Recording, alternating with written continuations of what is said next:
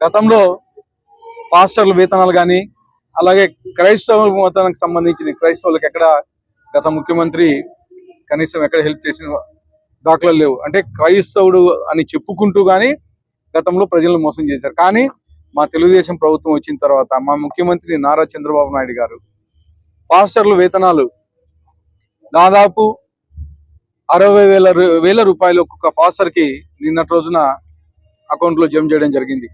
దాదాపు 8,400 మంది పాస్టర్లు దాదాపు 51 కోట్ల రూపాయలు మా తెలుగుదేశం ప్రభుత్వం రిలీజ్ చేయడం జరిగింది. అంటే గతంలో ఉండే ముఖ్యమంత్రి ఇవన్నీ పెండింగ్ పెట్టిపోతే మేము ఈరోజు రిలీజ్ చేయడం జరిగింది.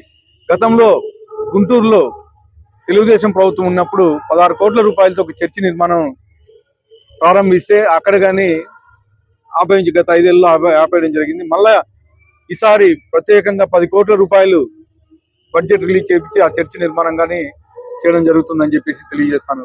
ఇవే కాకుండా జెరూసలేం వెళ్ళడానికి ప్రతి ఒక్క క్రిస్టియన్ సోదరునికి మా తెలుగుదేశం ప్రభుత్వం మా ముఖ్యమంత్రి నారా చంద్రబాబు నాయుడు గారు దాదాపు 60,000 రూపాయలు రిలీజ్ చేస్తా ఉన్నారు. అదే కాకుండా అనంతపురం అర్బన్ నియోజకవర్గం నుంచి వాళ్ళు ఫ్లైట్లకు పోవడానికి బెంగళూరు కానీ లేకపోతే హైదరాబాద్ కానీ ఏదున్నా కానీ నా సొంత ఖర్చులతో నేను పంపిస్తానని చెప్పేసి ఈరోజు క్రిస్మస్ సందర్భంగా తెలియజేయడం జరుగుతుందని చెప్పేసి తెలియజేస్తాం.